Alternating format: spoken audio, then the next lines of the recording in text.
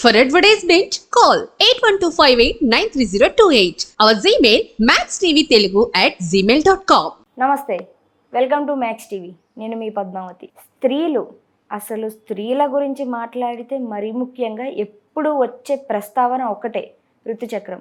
అసలు ఈ ఋతుచక్రం అనేది దేవుడిచ్చిన వరం అని అంటారు. మరి అలాంటప్పుడు ఇది వచ్చినప్పుడు ఎందుకని దేవాలయాల్లోకి స్త్రీలు రాకూడదు, ఎందుకని పుణ్య కార్యక్రమాల్లోని స్త్రీలు చేయి వెయ్యకూడదు? ఈ మాట విన్న ప్రతిసారి స్త్రీలు దీని గురించి ఎప్పటికప్పుడు ఆలోచిస్తూనే ఉంటారు. అసలు ఈ నియమ నిబంధనలు ఎవరు పెట్టారు, ఎందుకు పెట్టారు, ఎందుకని ఇవి పాటించాలి? దీని గురించి మనం పూర్తిగా తెలుసుకునే ప్రయత్నం అయితే చేద్దాం. మనతో పాటు ఈరోజు మన స్టూడియోలో శివరుద్ర సాధువు గారు మనతో పాటే ఉన్నారు. ఆయనతో మాట్లాడి పూర్తి వివరాలు తెలుసుకునే ప్రయత్నం చేద్దాం. నమస్కారం గురూజీ. నమస్కారం మాతల్లి, చెప్పండి. గురూజీ, అసలు ఈ శరీరమే దేవుడిచ్చింది. మరి ఈ దేవుడిచ్చిన శరీరంలో అన్నీ దేవుడిచ్చినవి అనుకోవాలి. మన కళ్ళు కానించి, ముక్కు కానీ, చేతులు కానీ, కాళ్ళు కానీ, ఆడవాళ్ళకు ఉన్న ఆ ఒక్కటి కానీ. మరి అలాంటప్పుడు ఎందుకని దేవాలయాల్లోకి, పుణ్య కార్యక్రమాల్లోకి స్త్రీలు ఋతుచక్రంతో ఉన్నప్పుడు రాకూడదు? దానికి గల కారణం ఏంటి? ఒకవేళ వస్తే ఏం జరుగుతుంది? ఒక స్త్రీ అనేకంటే ముందు ఆత్మ అని మాట్లాడుకుంటాం. ఒకప్పుడు ఆత్మలే ఉండేటి అంటారు. అవును. ఆత్మకి ఏంటంటే రూపం, శరీరం. ఆత్మకి అసలైన రూపం లేదు, లేదు, గాలి అంతే. మానవ శరీరంలో ఆత్మ అనేది ఆడ మొగ అనేది లేకుండా పరమాత్ముడు ఒకప్పుడు కేవలం ఆత్మలని మాత్రమే సృష్టించేవాడు, శరీరం అనేది లేకుండా. అయితే ఆయన ఎలా సృష్టించేవాడు అనేది కొంచెం మనం డీప్గా డిస్కస్ చేద్దాం. ఇలాంటి విషయాలు కొన్ని మీరు వినే ఉంటారు. ఒకప్పుడు మహనీయుడు ఏం చేసేవాడు అంటే ఒక పండు ద్వారా మాత్రమే శరీరాన్ని తయారు చేసేవాడు. ఒక పండు చెట్టుకు ఉండేది, ఆ చెట్టు నుండి మాత్రమే ఆ పండుని అందులో బలం, ఒక శక్తి, ఒక నిక్షిప్తం చేసేసి దానికి ఒక రూపం ఇచ్చేవాడు. నీవు వ్యవసాయం చేసుకోవని 3 పూటలు స్నానాలు ఆచరించి ఒక పూట నీవు అనుకుంటున్న ఏదైతే భోజన కార్యక్రమాలు ఉంటాయో చేయవలను అని అంటాడు. వీళ్ళందరూ సరే సరే సరే అని పాటిస్తారు. ఇద్దరే ఉంటారు అప్పుడు, మొదట సిస్టమ్ చేస్తారు. అయితే ఈయన గారు ఏంది రోజు వస్తాడు అలా చెప్పిపోతుంటాడు ఎందుకు అని కొంచెం వ్యత్యాసంగా ఆలోచించిన ఆలోచననే నీవు నేను పుట్టిన తరుణానికి అర్థం. ఓహో, ఒక పండు తెస్తాడు, ఆ పండులో ఊపిరి పోస్తాడు, వెళ్ళిపోతాడు. ఆ తర్వాత ఆ పండు ఒక రూపాన్ని తీసుకుంటుంది. వ్యవసాయం చేసుకోండి మీరు అని చెప్పి వెళ్ళిపోతాడు. అలా పండులో ఏముందని ఈ 2 గాలిలో ఒక దగ్గర చేరి ఆ పండు కిందికి దింపుతాయి ఆ చెట్టు. మళ్ళీ అటు పెట్టడానికి మళ్ళీ ఒకసారి తెంపిన తర్వాత అయితే పెట్టడానికి రాదు కదా. ఎక్కువ శాతంగా మనం చిన్నప్పుడు దొంగతనాలు చేస్తుంటే ఏం చేస్తామంటే దానికి ఆకులు పూసేసి చెట్టు పండు కనబడలేదు అన్నట్టు వెళ్ళిపోతాం. కానీ అది నిజంగా తెలిసిపోతుంది, మన ప్రయత్నం అది. అలా ఆ పండు తీసుకున్న ఆ తరుణం ఏం చేస్తాడు, పరమాత్ముడు తెలుసుకుంటాడు. రాకముందు ఒక పండును తీశారు వెళ్ళి, ఏమి జరిగింది ఇక్కడ అది ఇది అని అంటే ఏం జరగలే అని అంటూ ఉంటారు. ఎవరు తీశారు పండు అని అంటే ఈయన ఈయన ఈయన ఈయన అని గొడవడుతూ ఉంటారు. 2 ఆత్మలే ఉంటాయి, ఆడ మగ ఉండదు. మొదట ఎవరు తీశారు? ఈయన తీశాడు. ఏం చేశాడు?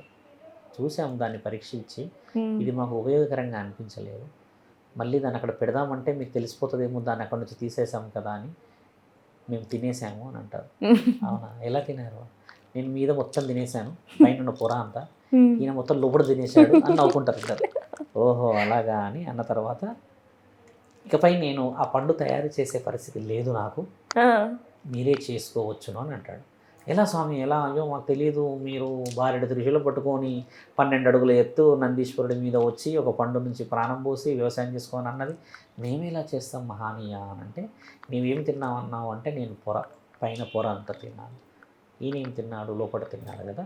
ఇక పైన నీవు గర్వం రూపాన గర్వాన్ని బయటికి దాలుస్తావు, బయటది తిన్నావు కాబట్టి వీర్యం రూపాన ఈయన వీర్యాన్ని నీ గర్భంలో వేస్తే మళ్ళీ ఒక పిండం పుడుతుంది, ఆ పిండాన్ని నడిపించగల బ్రహ్మాండాధిపతిని నేను, అది వీర్యం కాబట్టి ఈయన శరీరం లోపట ఉంటుంది అని అంటాడు.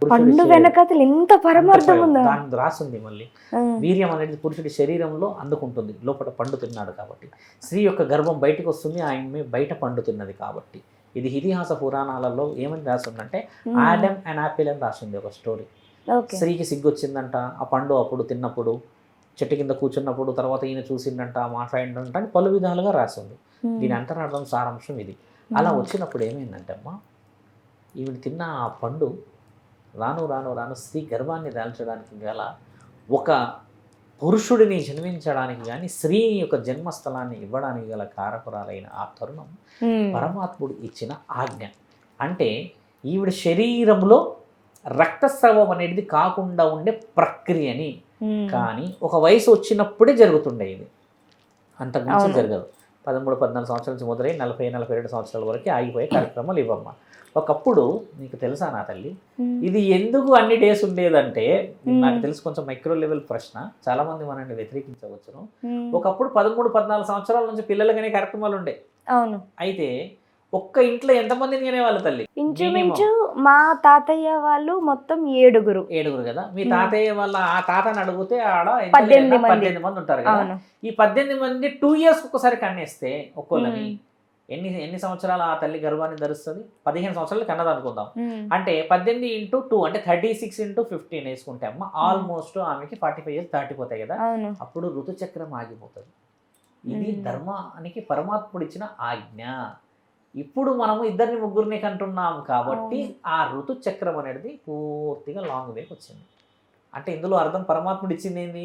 నీకు బిడ్డలు పుట్టడం ఆగిపోయిన తర్వాత రక్తస్రావం ఆగిపోతుంది, నువ్వు పవిత్రమవుతావు అన్న ఒక క్రియా ప్రక్రియ. కానీ ఇప్పుడు కాలక్రమేణా భవిష్యత్తు ఈ పరిస్థితుల రీత్యా మనం కన్నట్లేదు, జరిగిపోయినా ఆగాం కదా. ఇది అపవిత్రం ఎలా అయింది అనేది మీరు అంటున్నారు. పరమాత్ముడు ఇచ్చిన దాంట్లో నా తల్లి పార్వతీ మాత తండ్రికి అర్ధభాగంలో ఉన్నప్పుడు పూజిస్తున్నాముగా, మరి ఆ స్త్రీ ఎక్కడికి వెళ్ళాలి నా తల్లి? అప్పుడు శివుడు ఎక్కడికి వెళ్ళాలి నా తల్లి 5 రోజుల విషయం మాట్లాడుతున్నప్పుడు అంటే కొంచెం వక్రీకరించి మాట్లాడితే, ఒకప్పుడు బట్టలు తక్కువగా శాతం ఉన్నప్పుడు తాటి మట్టలే ఉండేటి. ఆ మట్టల మీదే కూర్చునేవాళ్ళు. ఎందుకంటే ఈ స్రవం అనేది ఇంటి చుట్టూ వాతావరణం నడిస్తే ఆ స్త్రీ వెళ్తున్న ఆ తరుణం అంతా అలకడం అనేది కష్టమవుతుంది. మళ్ళీ అదే ఒక దగ్గరే ఉంటే ఆ మట్టలు తీసుకెళ్ళి నీళ్ళల్లోనో లేకపోతే ఇక్కడ గంగలో కడిగేసో తీసేస్తో ఈజీగా అయిపోతుంది. నో వీఆర్ మనం ఇప్పుడు శానిటరీ ప్యాడ్స్ ఎలా చేంజ్ చేస్తున్నాం, అప్పుడు తాటి మట్టల మీద 3 days ఉండేవాళ్ళు. ఆ 3 days తర్వాత మట్టల్ని కడిగేసేవాళ్ళు. ఇలా తరుణం ఉన్న తరుణాలు బట్టలు ఉండే అప్పుడు కూడా లేవని, కానీ ఇంత మల్టిపుల్గా లేవు కదమ్మా. అందుకని ఆ తరుణము ఒక స్త్రీని అక్కడ కూర్చోబెట్టడానికని ఆవిడ ఇల్లంతా తిరుగుతూ అపవిత్రం అయిపోవడం ఎందుకు? అలంకరించుకునే వాళ్ళం మట్టి పొయ్యిలే ఉండేటి, మట్టితో ఎక్కువ సామాగ్రిలే ఉండడం చేత అపవిత్రం కాకూడదన్న విషయాన్ని అక్కడ కూర్చోపెట్టారే. కానీ ఆవిడ రక్తస్రావం వల్ల సమాజం చెడిపోతుందనో, ఈ మగ పురుషుడు అపవిత్రం అయిపోతాడనో, ఆ ఇల్లు గంగలో కలిసిపోతుంది అన్నట్టు చెప్పడం ఇక్కడ రాసి లేదు. ఒక తరుణం. రెండో తరుణం ఏంటంటే 5 రోజుల వరకు రక్తస్రావం అయిన స్త్రీ బలహీనంగా ఉండడం చేత అక్కడ విశ్రాంతి అవసరం. ఇప్పుడంటే నేను స్విచ్ చేయగానే నల్లల్లో నీళ్ళు వస్తున్నాయి, బకెట్లో లేకపోతే షవరింగ్ చేస్తున్నాం. ఒకప్పుడు తీసేవాళ్ళే కదా తల్లి, నూతిలో నుంచి తోడేవారు. బరువు పడేది. ఆ బరువు నడుముల మీద పడితే, నడుముల నుంచి ఈ కాళ్ళ మీద పడినప్పుడు రక్తస్రావం ఎక్కువ అవుతుంది. ఎంత శాస్త్రీయమైన జ్ఞానం తల్లి ఇది! అలా ఎలా మనం ఒక స్త్రీని తక్కువ చేస్తాం? అలా ఉన్న ఆ తరుణాన్ని ఆవిడ నడుము పైన కుండ పెట్టుకోను, బిందె పెట్టుకొని వచ్చి ఫలానా దూరం నుంచి ఫలానా దూరం వరకు రావాల్సి వచ్చిన ఆ స్థితిగతులు ఇబ్బంది ఆలోచించి, అప్పట్లో మన తాతలు ముత్తాతలు ఇంక వాళ్ళు ఏమన్నారు, అమ్మా 5 రోజులు నువ్వు విశ్రాంతి తీసుకో, అత్తనో నానమ్మనో మిగతా బాబాయిలు పని చేస్తారు అన్న ఆ తరుణం గొప్ప శాస్త్రీయం మన దగ్గర ఎక్కడా లేదు. నువ్వు అలా కూర్చుంటా పవిత్రం అని గుడికి రాకూడదు అనే విషయం కూడా ఒకప్పుడు గుడి అని అంటేమో పెద్ద గోపురాలు, పెద్ద పెద్దగా రావి చెట్లు, పెద్ద పెద్దగా వేప చెట్లు, పెద్ద పెద్దగా అభిషేకాలు, పెద్ద పెద్దగా ధూప దీప నైవేద్య ఆరాధనలు ఉండేటి కదా. ఇప్పుడు అలా లేదు. ఒకప్పుడు అలా వచ్చినప్పుడు మిగతా వాళ్ళకి ఏమైనా కూడా ఇదొక ఋతు చక్రం అనేది నలుగురికి కనబడకుండా మనం గోప్యంగా శరీరాన్ని కాపాడుకోవాల్సిన పరిస్థితి అని చెప్పి నా తల్లి, నా ఇంటి, నా ఆడబిడ్డ అంటే మన భారతమాత, మన పిల్లలందరూ కూడా నిర్ణయం సొంతంగా తీసుకున్నారు. వీళ్ళంతా మేము దూరంగా ఉండి ఎవరిని ఇబ్బంది పెట్టకూడదు, నా ఆరోగ్యం కూడా కొద్దిగా బాగుండదు, 4 రోజులని విశ్రాంతి తీసుకునే ప్రక్రియని పెట్టుకున్నారు వీళ్ళు. అలా కాకుండా ఇప్పుడున్న ఈ అడ్వాన్స్ టెక్నాలజీలో మేము లేము మెన్షన్స్లో అని చెప్పేసి గుడిలోకి వస్తే కూడా ఎవరు కనిపెట్టలేరు. అలా ఇక్కడ ఎవరు లేరు. అందరు పవిత్రంగానే ఈ పీరియడ్స్, ఈ ఋతుచక్రాన్ని పాటిస్తున్నారు కదా. అయితే కొంతమంది మహానీయులు దీన్ని వక్రీకరించి చేశారు. బుద్ధి ప్రకారంగా తక్కువ అంచనా వేసేసి, మీరు ఇలా రావాలి, మీరు అలా రాకూడదు, ఇలా రావాలి, అలా రాకూడదు అంటే దానికి ఇంకొకటి తానా అంటే ఇంకొకటి తన్నానా అనేసి తక్కువ చేసేసాడు. అలా తక్కువ చేయడం అనేది గ్రంథాల్లోనే లేదు. స్త్రీకి విలువ అది, అబ్రబ్రహ్మ లోకం, అది ప్రపంచాన్ని మోయగలిగే శక్తి ఉన్న స్వరూపం ఆవిడ. అలాంటి ఆవిడ తక్కువ చేసేసి నువ్వు ఎక్కువ చేసేసి నువ్వు చేయడానికి నీవెవరు? నువ్వు పుట్టాలన్నప్పుడు కూడా ఆ గర్భమే అవసరమైంది కదా. ఈ రోజు వచ్చేసి నువ్వు తల్లి రొమ్ములను తన్ని గర్భం మీద తన్ని అంత మనగానమయ్యావా? నీ పశువుగా ఉన్నప్పుడు మాంసపు ముద్దలని వనంగా పెట్టి ఎర్రటి కారంతో వేడివేడిగా అన్నం తిని తెల్లటి పాలు నీకు తియ్యగా ఇచ్చిందిగా నా తల్లి. కడుపులో కారంతో తిన్న ఆ మంట ఏ రోజన్నా చెప్పింది నా తల్లి. మంటతో ఉన్న ఆ కారాన్ని తిన్నా కూడా నీకు పాలు కమ్మగానే ఇచ్చింది కదా. నీకు కారంతో వచ్చిన పాలు లేకపోతే ఇంకేదో పాలు ఇవ్వలేదు కదా. తల్లి ప్రేమ కల్తీ లేని ప్రేమ. అలాంటి ప్రేమని తక్కువ అంచనా వేయడం చాలా తప్పు. అలాంటి దాన్ని గౌరవిస్తున్నారు స్త్రీలు. అప్పట్లో పవిత్రంగా అందరూ ఉండాలన్న ఉద్దేశాన్ని కొంతమంది వ్యక్తులు నిర్ణయించిన దాన్ని గౌరవిస్తున్నారు స్త్రీలు. అంతేకాని వాళ్ళని మనం తక్కువ అంచనా వేసి ఇంకా వాళ్ళని తక్కువ అంచనా వేసి చేయడం తప్పు. అది ఎక్కడ రాసి లేదు. రాసి ఏమున్నదంటే స్త్రీకి విశ్రాంతి అవసరమైన సమయం అని రాస్తుంది. దాన్ని గౌరవించడం మన తరుణం, దానికి విలువ ఇవ్వడం మన తరుణం. అంతేకాని ఆవిడ అపవిత్రత ఎలా అయిపోతుంది? ఆవిడ ఆ విధంగా ఏ విధంగా నీకు చెడుగా అయిపోతుంది? ఏ స్త్రీ అపవిత్రత అంటే అమ్మా మేము అది చెప్పాలి. గర్భాన్ని తీసేసుకుంటారు కదా నాకు వద్దు అని, మిస్డ్ అబార్షన్స్. ఆవిడ అపవిత్రమైన మనిషి. గర్భం వద్దు నాకు అని అన్న ఆడబిడ్డ తీసేసుకుంటుంది నాకు వద్దు అని చెప్పేసి ఆ ఆడపిల్ల తప్పు చేసిందని అర్థం కదా. అలాంటి ఆవిడ అర్హత కలిగిపోతుంది. కానీ పరమాత్ముడు ఇచ్చిన ఆజ్ఞ శరీరంలో నుంచి వచ్చిన దాన్ని విడదీసే అధికారం మనకు లేదు తల్లి. అది మహనీయుడు పెట్టిన మహా ఆజ్ఞ. అది అలాంటి దాన్ని పాటించుకోవాలి. 3 రోజులు 5 రోజులు ఋతుచక్రం అయిపోయింది అనుకుందాం. అప్పుడు ఆ ఋతుచక్రం అయిపోయిన ఆ బ్లడ్ అంతా ఎక్కడ ఉంటుందమ్మా? ఋతుచక్రం ఆగిపోయింది తల్లి. ఆ బ్లడ్ అంతా ఈ శరీరంలోనే ఉంటుంది కదా, ఈ శరీరంలో ఉంటుంది. మరి ఈవిడ పవిత్రం ఎలా అయింది? మరి సింపుల్గా ఆలోచిస్తే బయటికి వస్తే పవిత్రం కాలేదా? లోపల ఉంటే పవిత్రమైందా? అంటే ఇది లోపల నుంచి అంటే శరీరంలో నుంచి వచ్చినప్పుడు అలా ఎలా ఈవిడ అపవిత్రం అవుతుంది? It's a very sensitive logic. అందుకని ఆలోచించాల్సింది మనోజ్ఞానంతో పరమాత్ముడు ఇచ్చిన పరిజ్ఞానాన్ని. ఇక్కడున్న మెదడు తెలుసుకోవడానికి నీకు 100 సంవత్సరాలు పట్టింది. నా తండ్రి మహానీయుడు ముక్కంటి చేసిన గీతను తెలుసుకోవడానికి నీకు ఎన్ని జన్మలు పట్టాలి? పాటిస్తే చాలు. Don't do any trend settings, just follow the trend. అదమ్మా గురూజీ, మీరు చెప్పిన దాంట్లో నిజంగా చాలా వరకు అర్థం ఉంది. చాలా వరకు కాదు, మొత్తం కూడా అర్థంతోనే కూడింది. కానీ ఇప్పటికీ కూడా కొంతమంది స్త్రీలు ఋతుచక్రంలో ఉన్నారు అంటే ఇంత ఆధునిక పరిస్థితులు వచ్చినప్పటికీ కూడా ముట్టుకోకూడదు అని అనేసి అంటారు. నిజంగా ముట్టుకుంటే ఏమైనా అనర్థాలు జరుగుతాయి అంటారా? లేవమ్మా. ఒకప్పుడు ఏమేంటి అంటే తల్లి, ఆడపిల్లలు 13 సంవత్సరాలకి ఈ పెద్ద మనిషి తర్వాత కొంతమంది ఏరియాలో శారీ ఫంక్షన్స్ ఇలా చేసినప్పుడు శరీరం ఏమవుతుందంటే అమ్మ తీవ్రమైన రక్తస్రావం అయిపోయి కొంచెం బలహీనపడిపోతుంది ఆడబిడ్డ.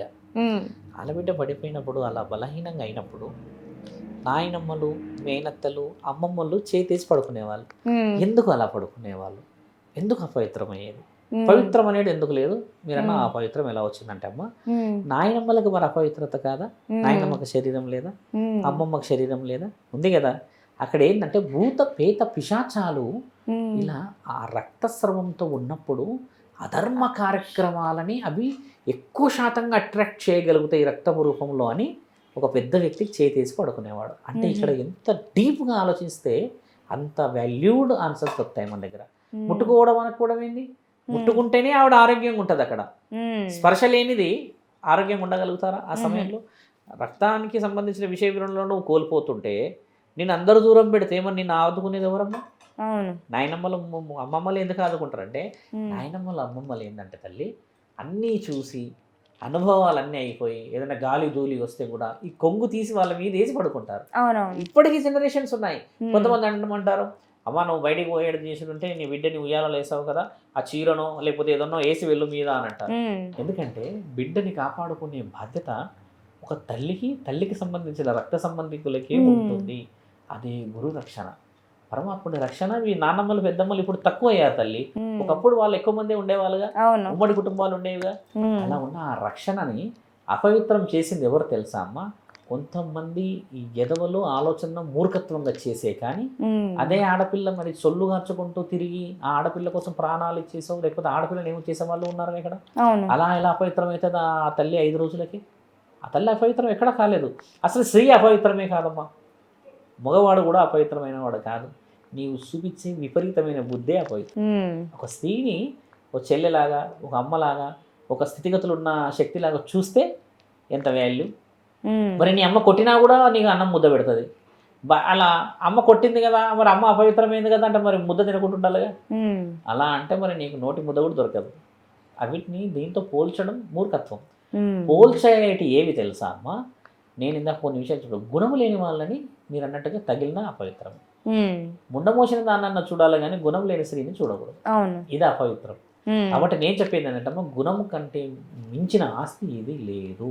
అలా గుణమున్న స్త్రీని కనీసం నీడలో ఉండి మంచి పర్యవేక్షణ తీసుకున్నా కూడా ఎంతటి స్థితివంతుల్లో పిల్లల్ని చేయగలదు. జ్ఞానం అనేది, పరిజ్ఞానం అనేది ఒక గురువు. తల్లి రూపాన ఒక గురువు, భార్య రూపాన ఒక స్థితిగతులు అనుభవించిన ఒక గురువు, బిడ్డలు ఒక గురువులు. ఒకప్పుడు తెలుసా అమ్మ, ఒక సమయంలో నేను కాపాడుకుంటారు నీ పిల్లలు, ముసలోడైనాక నేను వాళ్ళు చూసుకుంటారు. ఓకే, ఈరోజు సమాజం వేరేలా ఉంది గురువు గారు అనడానికి లేదు. ఒకప్పుడు ఉమ్మడి కుటుంబాలు అందరు ఉన్నారు కదా. స్త్రీ అపవిత్రం అనేది వాస్తవికముగా రుజువులు లేవు. రుజువులు ఉన్నాయి, నేను చూపిస్తా. నా తల్లి మండోదరి ఎవరమ్మా, రావణుడి యొక్క భార్య, ధృతరాష్ట్రుడి భార్య ఉన్నది, ఆవిడ పతివత. శ్రీకృష్ణుడికి శాపం పెడితే కాలం చేశాడుగా నా తండ్రి. మరి ఆ స్త్రీ ఎలా అపవిత్రమైంది, ఎలా అపవిత్రమైంది? నా తల్లి సీతామాతని ఎవరో సాకలోడు మాట అన్నాడు కదా అని చెప్పేసి నా తండ్రి ఏదో చేసి సమయానికి వదిలిపెట్టిన నా తల్లి మరి ఇలాంటి స్థితిగతులను చూస్తే అపవిత్రమైంది. అలా అపవిత్రమైనది మాటల ద్వారా కానీ రుజువులు చేయబడిన పతివతలు ఉన్న మహా జ్ఞానమైన సంపద నా భారత జాతి. అదే భగవద్గీతలో ఉన్న నిత్య సంపుటి. చదువుతలేముగా భగవద్గీత ఎవరు చూస్తారు తెలుసా అమ్మ? అంతిమ రథయాత్రలో కనబడతాయి అంతే. నిజమే గురించి. ధర్మరక్షణ. ఈ విషయానికి వస్తే మాత్రం అందరూ వాస్తవికంగా ఇప్పుడు మాట్లాడే వాళ్ళు ఎవ్వరూ లేరు. అవాస్తవికంగా ఎక్కడో ఎవరో విన్నవి చెప్పినవి వాళ్ళన్న మాటలు పట్టుకొని అదే నిజం అనుకొని మాట్లాడే వాళ్ళే తప్పితే ఇది వాస్తవం అని నిరూపించే వాళ్ళు ఒక్కరు కూడా లేరు మీరు అన్నట్టుగా. అండ్ మీరు కూడా చూసారు కదా, అపవిత్రం అనేది మన మనసులోనే ఉంటుంది. మన మనసు మన బుద్ధే. శరీరానికి అనేది అపవిత్రం అసలు లేనే లేదు. ఇది కూడా ఆలోచించండి. స్త్రీలను గౌరవించడం నేర్చుకుంటే అక్కడ ఎప్పుడూ సంతోషాలు సిరి సంపదలు ఉంటానే ఉంటాయి. అండ్ ఇది టుడే దిస్ వీడియో గైస్. ఇంకా మీకు ఏమైనా డౌట్స్ ఉంటే కనుక కామెంట్ సెక్షన్లో కామెంట్ చేయండి. సెలవు.